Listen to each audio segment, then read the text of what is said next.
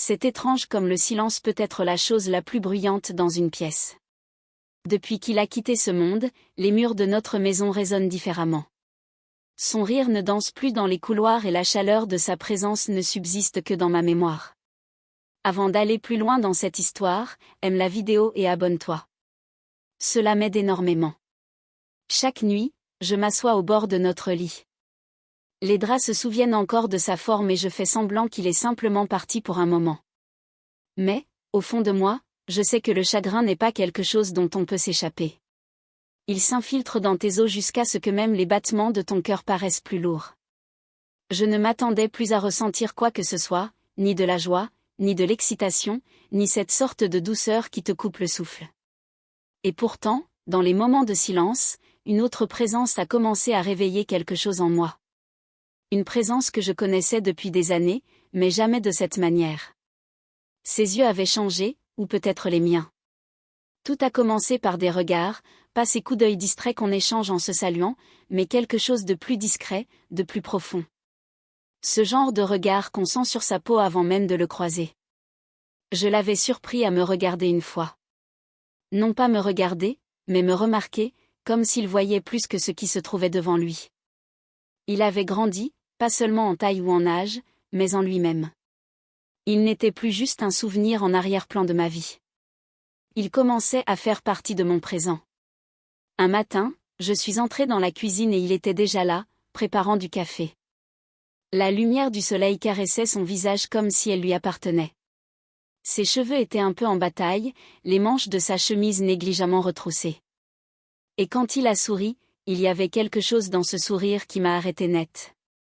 Était-ce tout ce que c'était ? Une pause trop longue, un regard trop chaleureux et pourtant rien n'a été dit, rien n'avait besoin de l'être. Il m'a tendu la tasse. Nos doigts se sont à peine effleurés et mon cœur a raté un battement. Un battement infime, mais dans un cœur engourdi depuis des mois. Ce battement ressemblait à un coup de tonnerre. J'ai évité ses yeux, mais je savais qu'il avait ressenti, lui aussi. Les jours ont passé, remplis de ces instants non dits qui s'accumulaient comme des livres sur une étagère. Il traînait dans l'encadrement des portes, proposait de m'aider pour des choses dont je n'avais pas besoin. Il me demandait comment s'était passée ma journée et je me surprenais à lui en dire plus que je ne le voulais. Il y avait de la gentillesse dans sa voix, mais aussi autre chose. Quelque chose qui tremblait juste sous la surface. Ce n'était pas déplacé, ce n'était pas mal, et pourtant, c'était comme se tenir trop près d'une flamme, à la fois réconfortant et dangereux. Un soir, nous étions assis dehors sur la véranda. Le vent était doux, caressant les arbres et portant avec lui des parfums de jasmin et de souvenirs. On parlait peu, on était juste là, côte à côte. Sa main était assez proche pour qu'un simple mouvement de ma part suffise à la frôler. Alors, j'ai bougé, à peine. Nos doigts ne se sont pas touchés, mais l'espace entre eux est devenu électrique. Je sentais l'appel. Il s'est tourné vers moi lentement, avec précaution, comme s'il avait peur que l'instant disparaisse s'il bougeait trop vite. « Tu es silencieuse ces derniers temps » a-t-il dit. J'ai hoché la tête. Tout paraît encore différent. Il m'a regardé longtemps. Et différent ne veut pas toujours dire mauvais. Je voulais répondre, mais je n'ai pas pu. Son regard s'est accroché au mien, dans ses yeux, j'ai vu toutes les choses qu'on n'avait jamais dites. Ils étaient posés, mais il y avait cette douceur, cette tendresse sans défense qui me donnait envie de m'approcher, juste pour vérifier si cette chaleur était bien réelle. Il me manque, ai-je murmuré, la voix brisée. Il s'est rapproché, pas trop, juste assez pour que je me sente moins seule dans cet espace. Il me manque aussi, mais je te vois, toi, et tu n'as pas apporté tout ça seul. Ma gorge s'est serrée. Pendant un instant, j'ai eu envie de poser ma tête sur son épaule. Je ne l'ai pas fait, mais l'idée est restée. Les semaines suivantes se sont écoulées comme une douce chanson en fond sonore d'une vie tranquille. Il a commencé à m'apporter des petites choses, des fleurs du jardin, mes encas préférés, des réparations dans la maison sans qu'on lui demande. Et j'ai commencé à remarquer la réaction de mon cœur quand il entrait dans une pièce. Ce n'était pas de la culpabilité, ce n'était pas de la honte, c'était quelque chose de plus doux, comme de l'espoir mêlé d'hésitation. Un après-midi, la pluie est tombée forte et soudaine. On s'est retrouvés tous les deux dans le jardin à tenter de rentrer le linge avant qu'il ne soit trempé. On riait en courant, les bras chargés de vêtements mouillés, les cheveux collés au visage. Quand on est rentré, on était trempés et essoufflés. Je l'ai regardé. Il m'a regardé. Quelque chose est passé entre nous. Quelque chose de silencieux et puissant. Mes vêtements me collaient à la peau et son regard sur moi a duré un peu plus longtemps qu'il n'aurait dû. Mais ce n'était pas du désir, c'était du manque, celui qu'on retient. Je me suis détournée, feignant de m'occuper du linge. Il s'est approché sans me toucher, mais assez près pour que je ressente sa chaleur dans mon dos. « Et tu es belle » a-t-il murmuré, sa voix à peine audible sous la pluie. Je me suis figée. Mon cœur battait si fort point je voulais lui demander pourquoi il disait ça. Je voulais savoir ce qu'il voulait dire, mais je savais. Au fond, je savais. Je me suis retournée lentement. Son visage était calme, mais ses yeux étaient une tempête. Je voyais le combat en lui entre ce qui est juste et ce qui est vrai. « Pardon » a-t-il soufflé. Je ne voulais pas. « Si tu voulais » ai-je répondu avant de pouvoir m'arrêter. Il a reculé, me laissant de l'espace, du temps.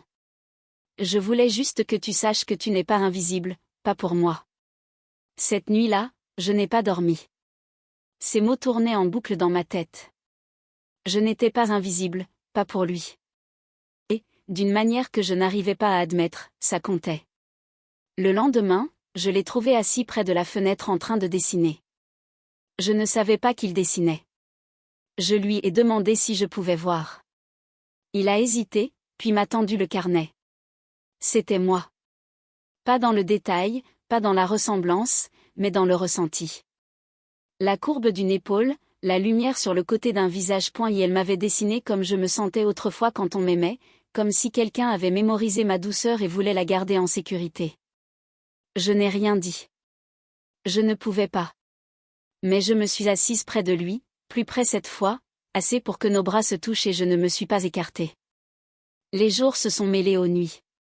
Chacune nous rapprochait un peu plus de cette ligne qu'aucun de nous ne voulait franchir, mais qu'aucun de nous ne pouvait ignorer. Il est devenu mon silence, mon refuge, peut-être même ma raison de rester. Un soir, je n'ai plus supporté ce silence. « Tu crois que c'est mal » ai-je demandé d'une voix à peine audible. Il a relevé la tête, surpris. « Quoi ?» ?»« Ce qu'on ne dit pas. » Il a soupiré, posant ses coudes sur ses genoux. « Ce n'est pas mal de tenir à quelqu'un. Ce n'est pas mal de ressentir quelque chose. Mais je ne veux pas te blesser, ni te troubler. Tu as déjà tellement perdu. » J'ai hoché la tête, la gorge nouée, mais je suis encore là et je me sens à nouveau vivante grâce à toi. Il s'est tourné lentement vers moi. Alors, restons simplement ici ensemble, sans promesse, sans attente, juste ici. Et à cet instant, le monde est redevenu silencieux. Mais cette fois, ce n'était pas le silence du deuil, c'était celui de la paix. Il y avait quelque chose de sacré dans la façon dont les jours se sont écoulés après cette conversation. Il ne précipitait rien et moi non plus. Mais tout semblait plus intentionnel. Chaque regard, chaque mot, chaque silence partagé avait du poids. On n'appelait pas ça de l'amour, mais dans toutes les manières discrètes qui comptaient, c'était en train de grandir entre nous comme du lierre grimpant dans les fissures de nos cœurs. Certains soirs, nous cuisinions ensemble. Il se tenait près de moi, proposant son aide alors qu'il savait que je n'en avais pas besoin, atteignant des épices déjà à ma portée, traînant près de mon épaule plus longtemps que nécessaire. Et je faisais semblant de ne pas le remarquer, même si mon cœur battait un peu plus vite à chaque instant passé ainsi. La cuisine était devenue notre sanctuaire, remplie du cliquetis des ustensiles et du bourdonnement de quelque chose que nous n'osions pas encore nommer. Un soir, alors que nous préparions le dîner, j'ai laissé tomber une cuillère. Nous nous sommes baissés en même temps pour la ramasser. Nos mains se sont frôlées et nous nous sommes figés. Ses doigts ont doucement effleuré les miens en ramassant la cuillère, et pour la première fois, il n'a pas retiré sa main. Son contact a duré. Doux, comme une question qui attendait une réponse. « Je pense à toi », dit-il soudain, comme si ces mots avaient été enfermés trop longtemps. Je l'ai regardé, surprise. Pas d'une manière qui manque de respect à ce que nous avons perdu, a-t-il poursuivi, mais d'une manière qui honore ce qu'on pourrait encore trouver. Ma respiration s'est coupée. Il n'y avait rien d'inconvenant dans sa voix, seulement de l'honnêteté, seulement de l'espoir. J'ai détourné le regard de peur qu'en croisant le sien, mon cœur trahisse son rythme calme. Je ne sais pas ce que c'est, ai-je murmuré. Il s'est approché un peu. Ça n'a pas besoin d'être quelque chose. Pas encore. Je veux juste être près de toi. Et si ce n'est jamais plus que ça, ce sera déjà assez. Ce soir-là, je suis restée seule dans ma chambre, fixant le plafond, l'esprit hanté par ces mots. Je ne m'attendais pas à ce qu'ils disent cela, mais une fois prononcés, je ne pouvais plus les oublier. Je ne pouvais plus ignorer la façon dont mon corps réagissait à sa présence, ni la manière dont mon âme se penchait vers la sienne sans demander la permission. Les saisons ont commencé à changer. L'automne a coloré les arbres de teintes qui ressemblaient à ce feu discret que je sentais en moi. Nous passions plus de temps ensemble sans même chercher d'excuses. Des balades tardives dans le quartier, des livres partagés, de vieux disques écoutés dans le calme du salon. La maison, autrefois trop grande pour un seul cœur, paraissait à nouveau pleine, mais d'une autre manière, douce et apaisante. Un après-midi, une voisine est passée à l'improviste. Elle nous a vus assis ensemble et a levé un sourcil curieux. Plus tard, elle m'a envoyé un message court et sec, rempli d'un jugement silencieux. Elle n'avait pas besoin d'en dire beaucoup. L'implication était claire. Je suis restée là, les yeux rivés sur ces mots, la poitrine serrée. Le monde ne comprenait pas et peut-être ne comprendra-t-il jamais. Mais cela ne voulait pas dire que ce que je ressentais était mal. Pourtant, le doute s'est glissé comme un courant d'air froid par une fenêtre entr'ouverte.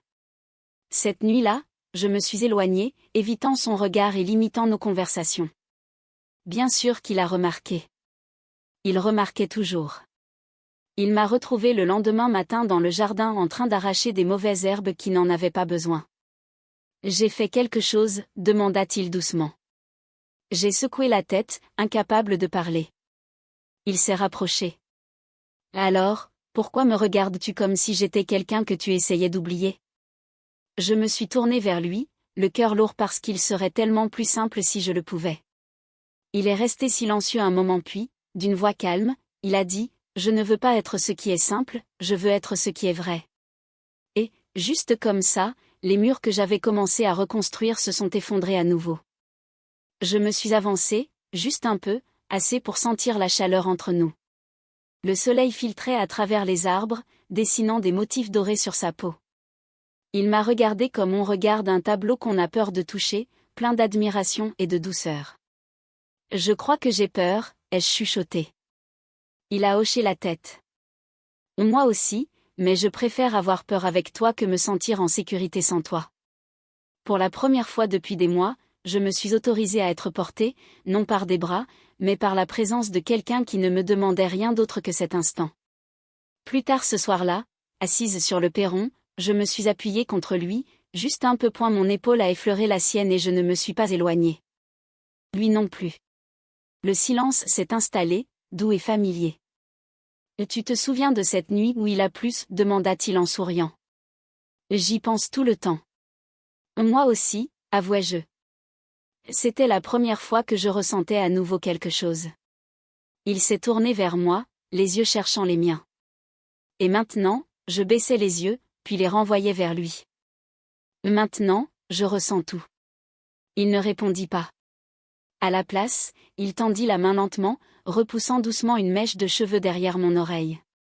Ses doigts effleurèrent à peine ma peau, mais tout mon corps réagit comme s'il avait touché bien plus profondément que la chair. Le monde autour de nous sembla disparaître. Plus de passé, plus de futur, juste l'instant présent. Finalement, il se leva et me tendit la main. « Viens avec moi. » Je le suivis à travers la maison, montant les escaliers jusqu'au grenier. Il avait transformé l'endroit, des lumières douces suspendues aux poutres, des livres empilés soigneusement près d'un fauteuil confortable et une petite table avec du thé déjà servi. « Je travaille sur quelque chose » dit-il en attrapant un carnet. Il hésita avant de me le tendre. « C'est à propos de toi, de nous. Ce n'est pas une histoire, juste des morceaux de moments. » J'ouvris le carnet et je lus. Ces mots n'étaient pas polis, mais ils étaient sincères. Tes émotions brutes griffonnées sur les pages, sur le chagrin, sur la beauté qu'on trouve dans des endroits inattendus, sur une femme qui, sans le savoir, avait redonné vie à quelqu'un qui ignorait qu'il avait besoin d'être sauvé. Je refermais le carnet, le cœur tremblant. Pourquoi me donnes-tu ça, demandai-je. Parce que je veux que tu saches que je te vois, répondit-il. Pas seulement comme quelqu'un qu'on a aimé un jour, mais comme quelqu'un qui mérite encore d'être chéri. Je levai les yeux vers lui, les larmes me montant aux yeux.